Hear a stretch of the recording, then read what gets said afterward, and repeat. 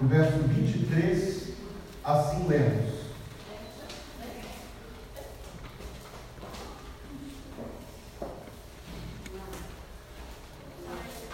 Segundo livro do profeta Samuel, capítulo 17, lemos o verso 23.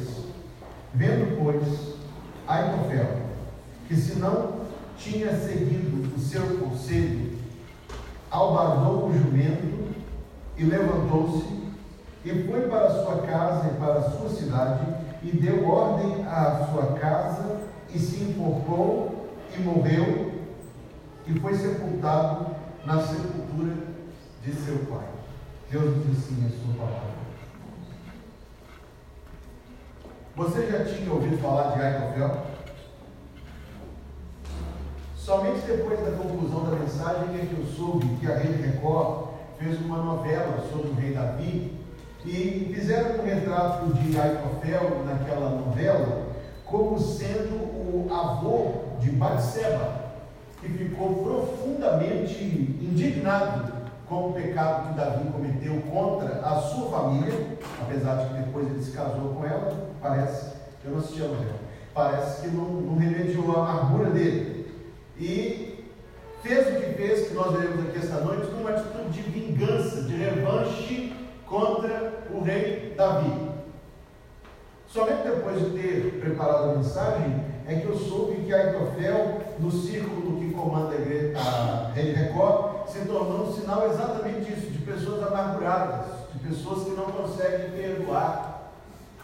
Eu não sei se isso é muito exato, é baseado assim numa filigrana, um detalhezinho assim, que não dá para apoiar tanta coisa nele. É nem querer pendurar uma saca de laranja no prego, não dá. Mas nós podemos pegar as informações que a Bíblia de fato revela sobre este homem, em quem eu quero pensar com os irmãos esta noite. Volte uma página ou duas até o capítulo 15, verso número 12.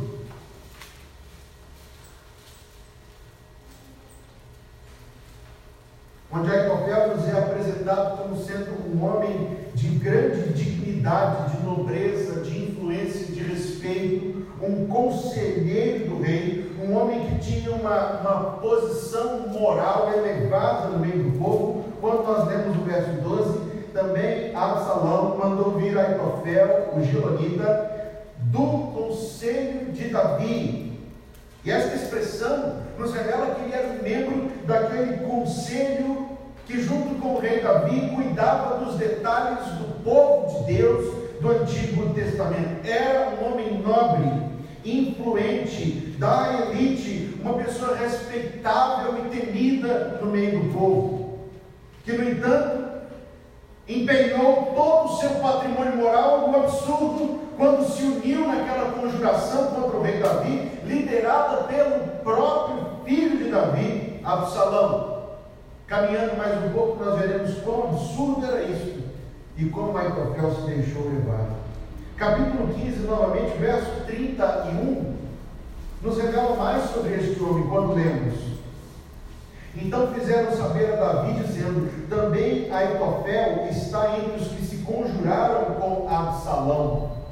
Pelo que disse Davi: ó Senhor, peço-te que torne em loucura o conselho de Aitofel. Essa palavra nos diz que era um homem de tal inteligência, de tal sagacidade, de tal sabedoria, que somente Deus poderia ser mais sábio que ele, que somente Deus poderia ser mais inteligente que ele. Não havia um homem cuja inteligência se pareasse, cuja sagacidade se assemelhasse, cuja sabedoria acompanhasse as de Aitofel. Davi, não somente sentiu a traição de Aitofel, mas sabemos nós que Davi é retratado na Bíblia como um homem corajoso e valente, um homem cujo ânimo não caía fácil. Sabemos nós que era um homem ponderado e temente a Deus. Ainda assim, não somente ele sentiu a traição, ele temeu. Tal homem era este Aitofel. Capítulo 16, verso 21.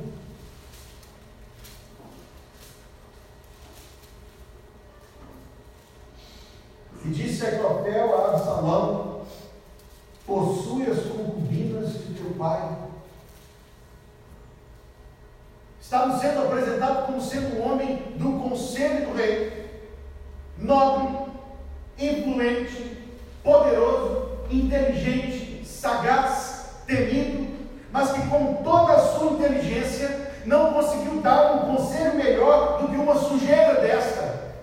Não conseguiu com toda a sua inteligência pensar algo além da malícia. Um crime ele aconselhou cometer. Não somente um crime contra o rei, um crime contra Deus. E quando você for ler esse trecho do segundo livro de Samuel, você vai se espantar que este homem que era o conselheiro do rei, alguém da confiança do rei Davi, disse para Absalão, seu filho rebelde, ele disse: me dá uma tropa e eu matarei o rei. Aconselhou Absalão que atacasse o pai cansado da noite, o próprio pai. Mas Deus, bendito seja o seu nome, desfez esse conselho. Veja o verso 23 do mesmo capítulo 16. E era o conselho de Aitofel, que aconselhava naqueles dias, como se a palavra de Deus se consultara. Tal era o conselho, tal era todo o conselho de Aitofel, assim para com Davi, como para com Absalão. Eu não tenho nenhuma pessoa na minha vida, e de fato espero não ter, cuja palavra eu possa considerar como sendo palavra tão pesada, palavra tão importante como a palavra de Deus. Não o conselho que você tem. Mas fato é que este Aitofel era um homem tal. E eu afirmo aos irmãos que ninguém chega a uma posição desta se não for precedida de conduta reta, se não for precedida de conduta justa, se não for precedida de alguém que vive uma vida notável. Até ali, eu não sei quantos anos ele tinha, a Bíblia não nos diz, mas nos deixa imaginar que ninguém era do conselho, se fosse jovem como eu. Até ali, fossem 50, fossem 80 os seus anos de idade, ele tinha vivido uma vida reta, vida exemplar, vida respeitável. Mas foi um homem respeitável, e foi um homem modelar, que disse: possui as concubinas de teu pai. Foi um homem reto e honesto, que disse: mate o seu pai, cansado da noite. Nós nos espantamos, é claro que nos espantamos, mas não se espante, porque a Bíblia diz que o coração humano é uma fábrica incansável de maldades. E nós podemos nos entristecer com as pessoas, mas nunca nos espantar. Aitofel, amigo e conselheiro dele, nobre e respeitado, tornou-se uma pessoa capaz de dizer coisas tão terríveis, de sentir e de pensar coisas tão maliciosas e violentas. Depois de ficar contra Deus, volto ao meu texto inicial, capítulo 17, verso 23. Depois de ficar contra Deus, vendo a derrota se aproximar velozmente do lado que ele escolheu, Aitofel abandonou toda a esperança e deu um fim à sua vida de forma tão trágica. Capítulo 17, verso 23. Vendo Aitofel que se não tinha seguido o seu conselho, albardou o jumento, levantou-se, foi para a sua casa e para a sua cidade, e deu ordem à sua casa, e se enforcou e morreu, e foi sepultado na sepultura de seu pai. Direi, antes de considerar o exemplo, uma verdade bíblica geral. Está em 1 Coríntios 10, 11. Todas essas coisas lhes sobrevieram como figuras, e estão escritas para aviso nosso, sobre quem são chegados os fins dos séculos. Esta história está registrada na Bíblia. Essa história está incrustada na história sagrada, na Sagrada Escritura, na palavra inspirada de Deus, porque é um desígnio da mente santa e amorosa de Deus, que eu e você ouçamos a história de Aitofel como um aviso da parte de Deus, que nosso coração não pode ignorar. Essas coisas aconteceram no momento que podemos afirmar, sem dúvida, ser o momento mais triste na vida do rei Davi. Quando seu próprio filho se levantou contra ele, para se apossar do reino, para perseguir o pai, para difamar o pai, para ver o pai morto, e se assentar no trono e governar sobre o povo de Deus. Você se lembra que tudo isso foi trazido à tona por pecados que Davi cometeu, e que tudo isso aconteceu por pecados que Davi acobertou, que ele fez que não viu. E lendo essa história essa semana, eu me lembrei das palavras de Moisés. Imagino que Davi também se lembrou das palavras de Moisés naqueles dias, porque Moisés escreveu: vosso pecado vos há de achar. Deus não deixou Davi livre das consequências do seu pecado.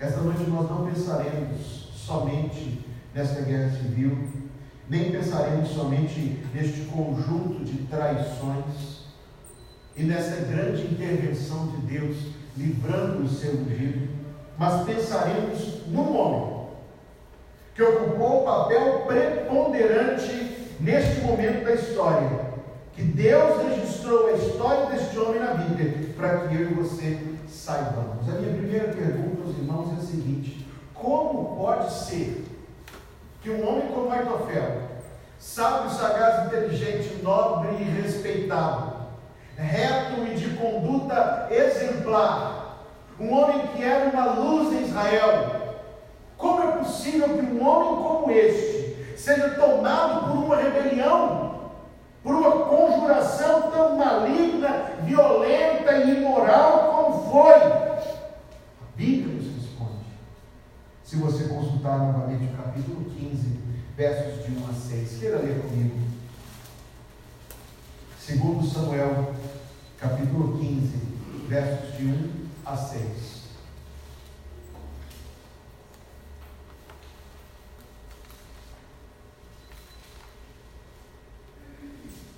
E aconteceu depois disto, que Absalão fez aparelhar carros e cavalos e 50 homens que corressem adiante dele.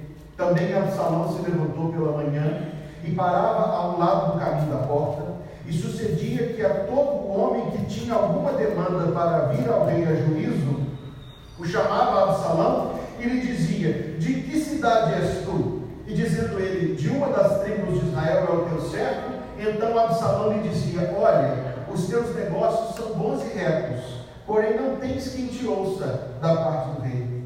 Dizia mais Absalão: quem me dera ser juiz na terra, para que viesse a mim todo homem que tivesse demanda ou questão, para que eu lhe fizesse justiça. Sucedia também que quando alguém se chegava a ele para se inclinar perante ele, Absalão estendia a mão, pegava-o e o beijava. Não seja seduzido pelo mal, como Aitofel foi. Sabe como Satanás vai arruinar a sua vida? Sabe como Satanás vai te levar de mal a pior? Seduzindo o seu coração. Toda vida arruinada hoje começou com um pequeno prazer, com uma pequena concessão. Começou com um pequeno acordo tomado com o diabo. Aitofel era um homem sábio e honrado, mas teve o seu coração furtado. Ele podia ter dito não. Ele podia ter dito que Davi era o ungido de Deus. Ele podia ter dito que aquela não era a vontade de Deus e nem o jeito de Deus de fazer as coisas. Ele podia ter se posicionado pela fé ao lado do Senhor, mas se deixou seduzir. Se deixou enganar. Enganar não. Escolheu um caminho que tinha para ele prazeres e promessas. Absalão é o retrato perfeito da forma como o próprio diabo age sobre o coração das pessoas até hoje. Ele diz: se eu fosse, se eu pudesse fazer alguma coisa, se eu pudesse, se você me deixasse. E quando alguém se prostrava diante dele, ele abraçava, beijava. Nós sabemos que até hoje políticos fazem isso. E nós sabemos que o fundador desta casa é Satanás. São muitos, meus amigos, que caem onde Aitofel tropeçou, porque deixam que o mal roube o seu coração. Não nego aos irmãos que Davi tinha pecados. Não nego aos irmãos que os pecados de Davi eram pecados graves, delitos contra a lei de Deus. Mas nego que o filho tem direito de se levantar contra o pai. Isso é uma quebra de algo básico quando a palavra de Deus diz: honra o teu pai e a tua mãe, sem exceções, sem notas de rodapé, sem parágrafos, sem incisos, sem anulações. Honra o teu pai e a tua mãe. Sei que é pecado quando alguém deixa de temer a Deus, mas coisas básicas foram esquecidas na vida de Aitofel, como coisas básicas são esquecidas na vida de muitas e muitas pessoas. Quantos nós já vimos que há pouco tempo atrás estavam com Cristo, ou pelo menos pensávamos que estavam com Cristo? Quantos ocuparam assentos onde vocês estão sentados e deram esse lugar para outros, porque cederam à sedução do mal? Não troque Cristo por nada. Abandone qualquer coisa para servir a Cristo. Por vezes, amados, me impressiona muito a forma leve, leviana, como as pessoas se comportam para com o Senhor Jesus. Como se o chamado do Evangelho fosse algo que é para nós opcional postergar. Agora não. Na hora certa. Depois. Como se a ordem que vem de Deus, que manda nos arrependermos e crermos em Cristo, fosse da parte de Deus um palpite, conselho, sugestão negociável da nossa parte. E eu me indago: será que os corações humanos até hoje não compreendem o que o Filho de Deus fez por nós na cruz do Calvário? Mas enquanto que não. E somente o Espírito Santo pode ajudar alguém a entender o que Cristo fez na cruz. Ó, cego eu andei, perdido vaguei, longe do meu Salvador, mas da glória desceu e seu sangue verteu para salvar um tão pobre pecador. Foi na cruz. Este momento pessoal com Deus é que não pode ser postergado. Foi na cruz, onde um dia eu vi meu pecado castigado em Jesus. Foi ali pela fé que meus olhos abriram. Você pode dizer isso? E eu agora me alegro em sua luz. Este hino muito bem reflete a história daquilo que muitos, eu oro a Deus, ainda viverão. Um dia senti os pecados. Vi sobre mim o castigo da lei, mas depressa fugi. Em Jesus me escondi e refúgio seguro nele achei. Pedro uma vez disse ao Senhor Jesus: E vez por outra eu me pego pensando nesta afirmação e vendo se em minha vida se cumprem essas palavras e se eu poderia dizer para o meu Salvador a mesma coisa. Porque Pedro disse a Jesus: Mestre, nós tudo deixamos para te seguir.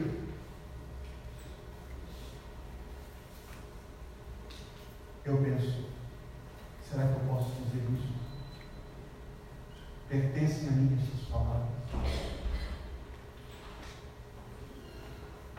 Não seja seduzido pelo mal, pelas promessas do mal, pelos prazeres do mal, pelos enganos do mal, como Aitofel foi. Ele era um homem nobre, sábio, honrado e caiu. Para que nós saibamos que até homens nobres, sábios e honrados caem. Mas para que saibamos também que devemos vigiar pelo nosso coração, para que não sejamos seduzidos pelo mal. Sabe isso? O mal nunca se apresenta, o pecado nunca apresenta revelando a sua consequência. O mal nunca mostra a sua feiura. A incredulidade não tem a cara do inferno. A maledicência não tem a cara do assassínio. A luxúria não tem a cara do adultério. Somente Deus as vê e Deus nos revela para que não sejamos seduzidos pelo mal como Aitofel. Número 2 desta noite: não nos coloquemos contra Deus como Aitofel se colocou. Aitofel, talvez este homem não tenha percebido que suas ações eram ações contra Deus, mas eram. Quem colocou Davi no trono foi Deus.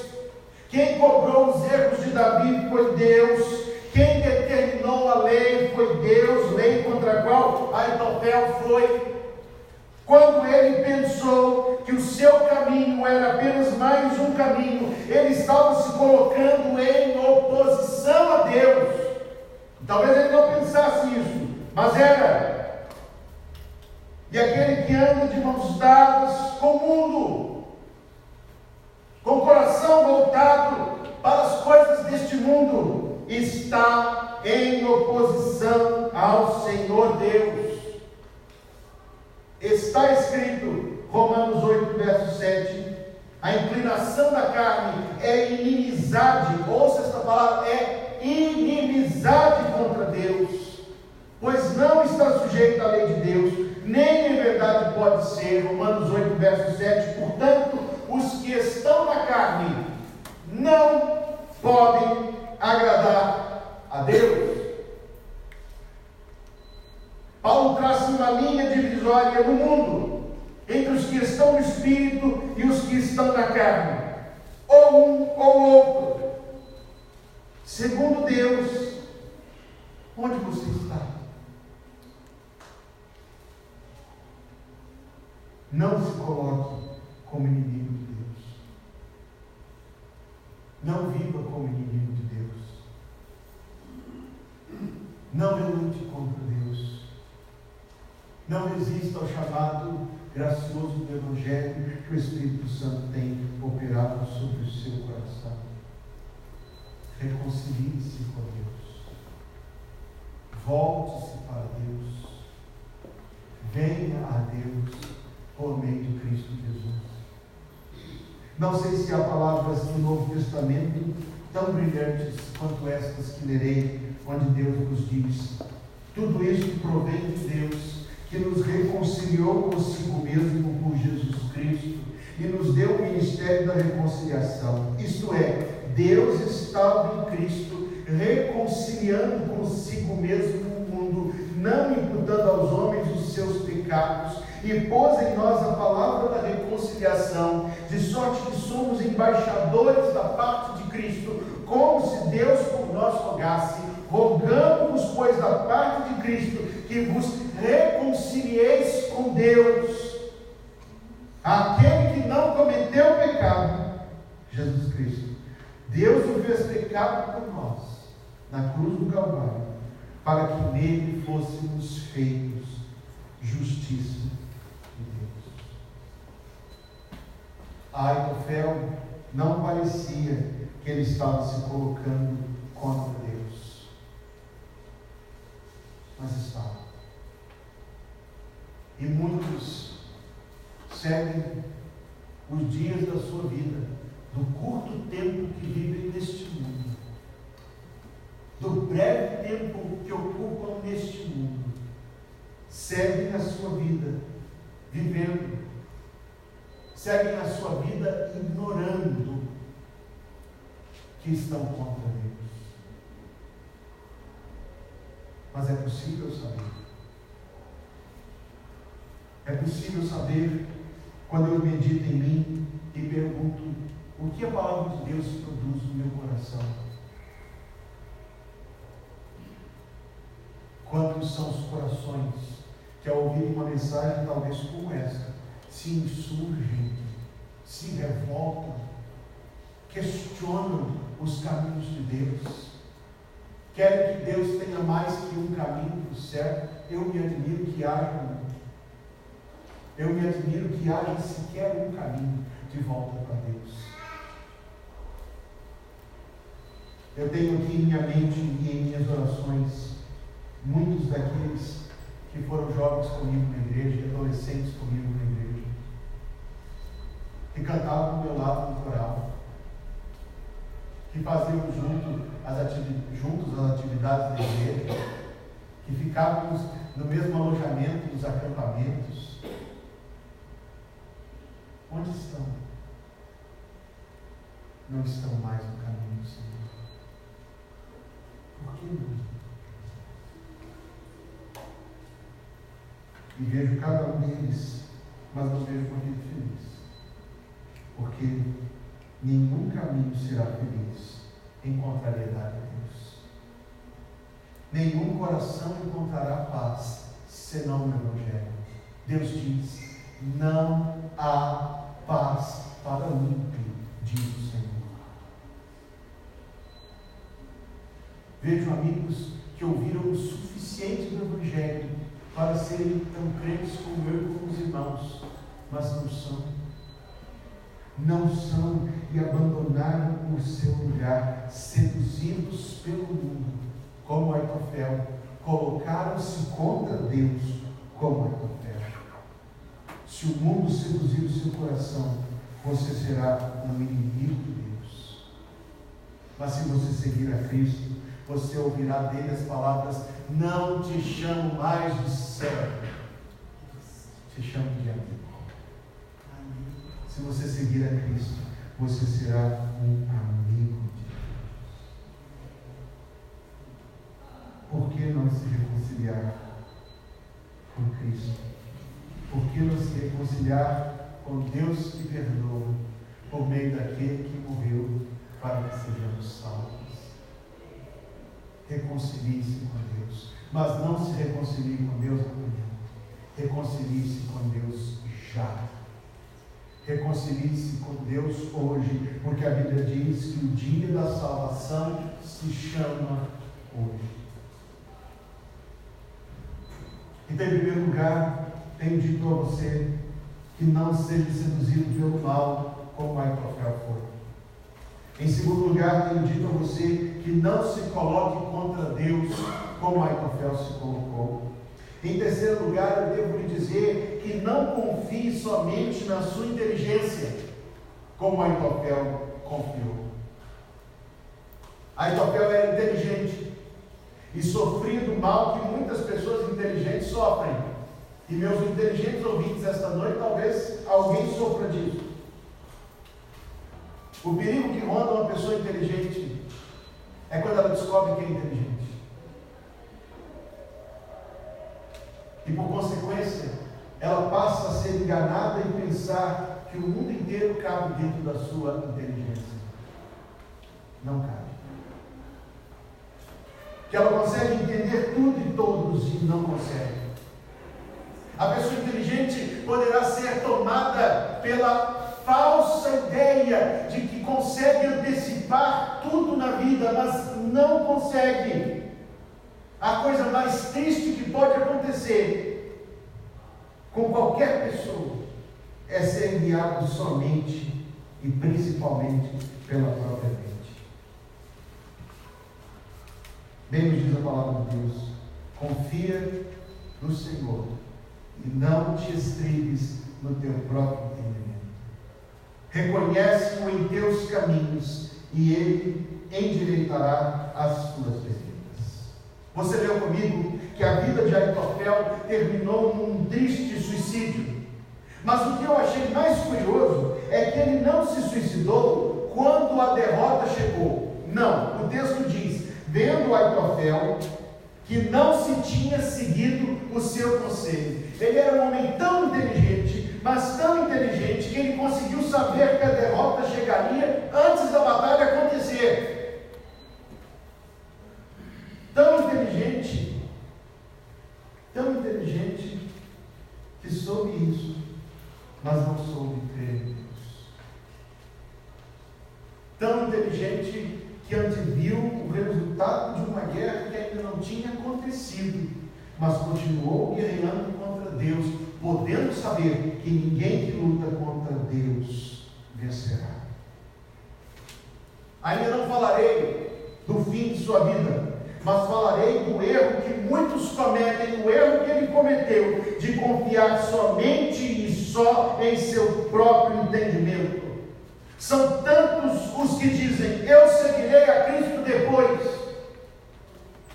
Uma coisa que eu tenho aprendido de maneira muito pessoal estes dias: não existe depois. Eu me arrependerei depois. Não existe depois. Coloque sua mão sobre o seu peito. Sinta o seu coração bater. Sentiu? Você está somente em uma batida dessas e se apresentar eternamente perante Deus. Não existe depois, meus amigos.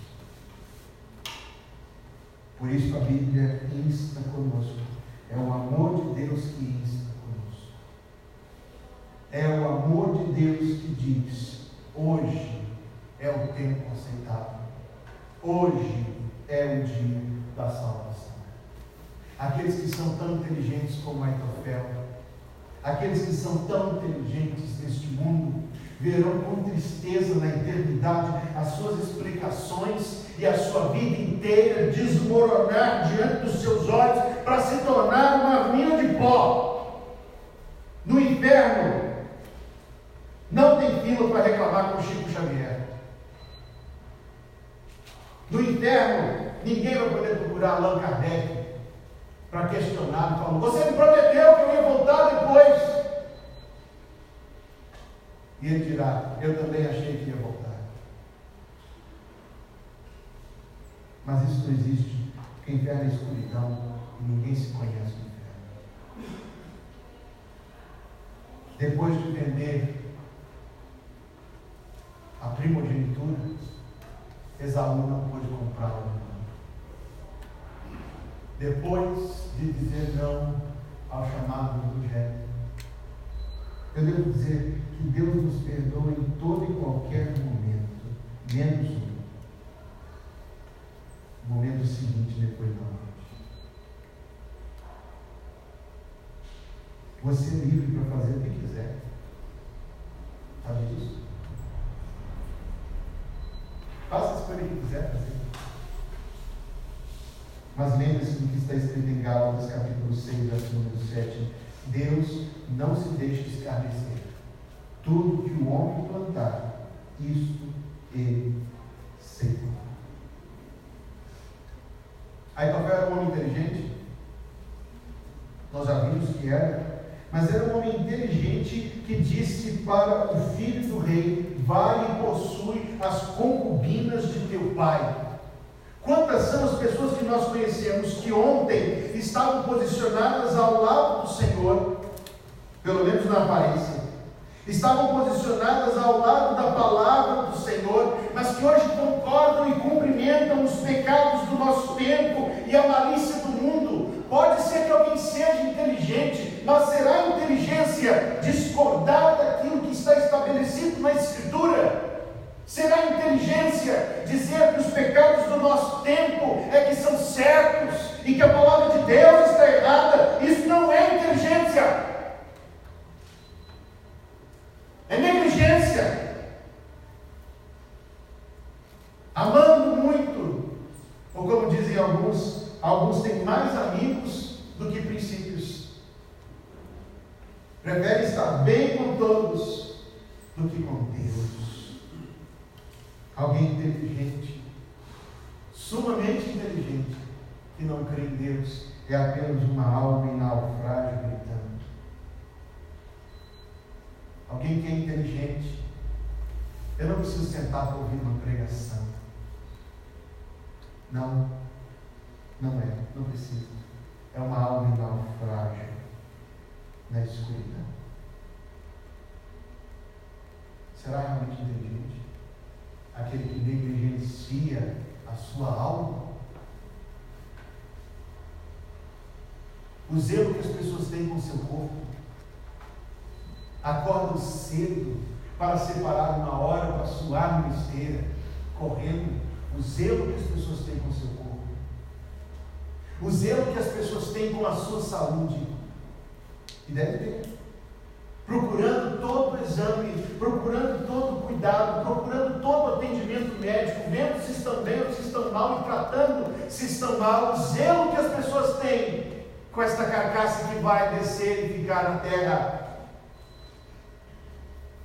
o zelo que as pessoas têm com seus relacionamentos, com seus amigos, o zelo que as pessoas têm com o seu dinheiro, jamais apostando, jamais correndo risco de perder, sendo prudentes e sábios, o zelo que as pessoas têm com o seu trabalho, acordando cedo para ir trabalhar, debaixo da chuva ou do sol, do calor ou do frio, tomando ônibus e indo, o zelo que as pessoas têm, mas não tem zelo com a sua alma.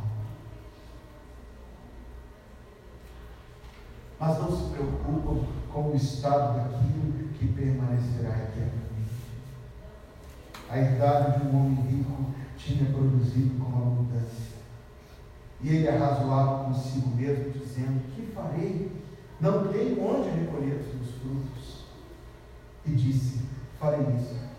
Derrubarei os meus celeiros, edificarei outros maiores, e ali recolherei todas as minhas novidades, os meus bens, e direi à minha alma: alma, tens em depósito bens para muitos anos, descansa, come, bebe e folga. Mas Deus lhe disse: louco! Quantos Deus chama de loucos hoje ainda, meus irmãos? Quantos Deus chama de loucos? Louco, esta noite te pedirão a tua alma, e o que tens preparado para quem será? Assim é aquele que para si ajunta tesouros, mas não é rico para com Deus. Aitofel é um homem inteligente,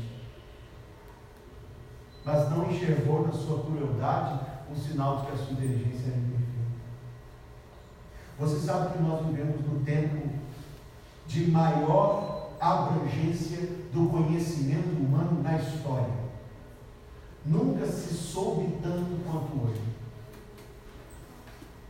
Há quem diga que nós estamos beirando o limite do conhecimento, porque a cada 25 anos o conhecimento dobra. Li um artigo essa semana sobre a dificuldade que os jovens hoje enfrentam para concluir um doutorado, porque doutorado vai trazer informação nova, já não há mais nada de novo. Uma hora vai chegar ao limite, não há mais aonde ir.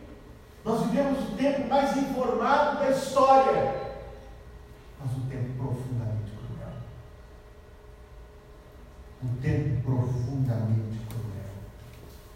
Cruel para com os pobres, cruel para com os bebês, cruel para com as mulheres, cruel para com os homens, cruel para com os brancos, cruel para os que também não, para os de outra cor de pele, cruel para com todos. Nós vivemos um tempo inteligente, mas vivemos um tempo cruel. E será, meus amados, que não enxergamos nisso um sinal de que Deus já condenou muito essa inteligência? Você se julga inteligente? Todos nós somos. Deus não criou ninguém que não seja inteligente. Para que inteligência? Se é uma inteligência somente para este mundo e para as coisas que passam. Número 1. Não seja seduzido pelo mal, como Aitofel foi. Número 2. Não se coloque contra Deus, como Aitofel se colocou. Número 3. Não confie somente na sua própria inteligência, como Aitofel confiou. Número 4. Não menospreze a sua alma, como Aitofel menosprezou. Eu li alguns meses atrás um comentário de Charles Spurgeon, que foi o que deu o clique para esta mensagem que estou trazendo aos irmãos esta noite. Permita-me ler um trecho, não lerei tudo, mas permita-me ler um trecho. Quero chamar a sua atenção para esta pessoa. O homem que deu ordem à sua casa e depois se enforcou e morreu. Eis ali uma estranha combinação de sabedoria e loucura. Uma estranha mistura de sabedoria, de razão e de falta dela. Como poderia um homem ser sábio o suficiente para cuidar de tudo que é seu na terra? Ele inclusive livrou os seus descendentes de brigarem por causa da herança. Como é possível que um homem seja sábio o suficiente para cuidar de tudo que é seu na terra e, no entanto, se esquecer por completo da vida que há na eternidade? Estranha coisa, mas não se admire demais, porque mostrarei que o caso de Aitofel é comum, ele diz. Veja o zelo com que muitas pessoas conduzem o seu trabalho. Veja o zelo com que muitas pessoas trabalham semeando neste mundo e colhendo muito ou pouco do seu trabalho, mas não tem semeado nada no Espírito, e que tem colhido com dificuldade muito pouca neste mundo o seu sustento, mas para a vida eterna vão colher somente espinhos, e se descobrirão lá mais pobres do que nunca provaram de pobreza neste mundo. Atente para os comerciantes deste mundo, prudentes, sábios, observadores, atentos. Assim são os comerciantes. São aqueles que sentem o cheiro de um bom negócio, percebem um lucro, não apostam, não correm riscos desnecessários, fazem boas compras, fazem boas vendas. Mas poderia alguém ser assim tão habilidoso que não considera o risco da sua alma na eternidade? Tudo que você lucra, você guarda a salvo. Mas no céu você não tem tesouro, onde a traça e a ferrugem não corroem e os ladrões não roubam. Charles Spurgeon escreveu há mais de 150 anos: você tem feito muito a partir de pouco, mas também tem feito pouco a partir de muito. Por que apostar a sua alma? Falarei do empenho dos jovens nos seus estudos, procurando sempre o melhor livro nos seus assuntos. Ficam até tarde dedicados ao seu propósito no futuro, desejam ardentemente vitórias e ver portas abertas da vida perante eles. Meus jovens amigos, ele escreveu, em nada eu repreendo o seu zelo, mas eu lhe peço que considere saber tanto de tudo, mas nada do melhor saber. Conhecer a criação e não o Criador. Ler os melhores livros, mas não o melhor de todos. Procurar o melhor professor, mas nunca ouvir a sabedoria do alto. Desejar um futuro nesta vida e não um futuro eterno. Procurar abertas portas de emprego e vitórias, mas fechada a porta da vida eterna. Ele conclui: penso naqueles operários que talvez tenham ajudado Noé a construir a arca e que morreram de dilúvio. Penso naquele do deserto que guardaram o sábado, mas não entraram no descanso. Fala a você que não crê em Cristo. O que é que destrói a sua alma? Cada dia destrói a sua alma espiritualmente. Espiritualmente é suicídio. Talvez você seja um muitíssimo sábio, mas você não é mais sábio que Aitofel, que se preparou para esta vida e abriu mão da vida.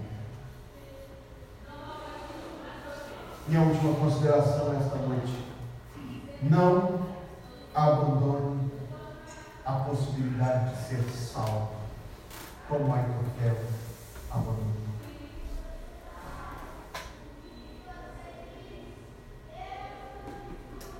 Perdoaria Davi a Aitofel? Creio que sim. E ainda que ele não perdoasse, Cristo Jesus, o Filho de Davi, perdoa a todos que vêm a Ele. Cristo recebe a todos que vêm a Ele. Aquele que vier a mim, de maneira nenhuma lançarei fora.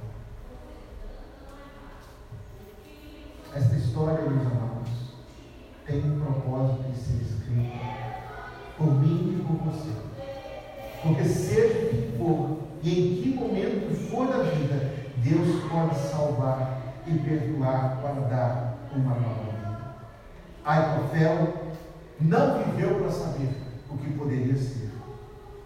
Mas hoje, eu digo de novo, a Bíblia diz, o tempo aceitável é hoje, o dia da salvação é hoje.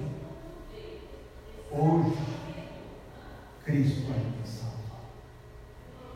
Hoje, Cristo ainda. Talvez você tenha em sua consciência culpas de erros que cometeu no passado. Quem não tem? E sofremos por elas, não sofremos? E elas pesam sobre nós, não pesam?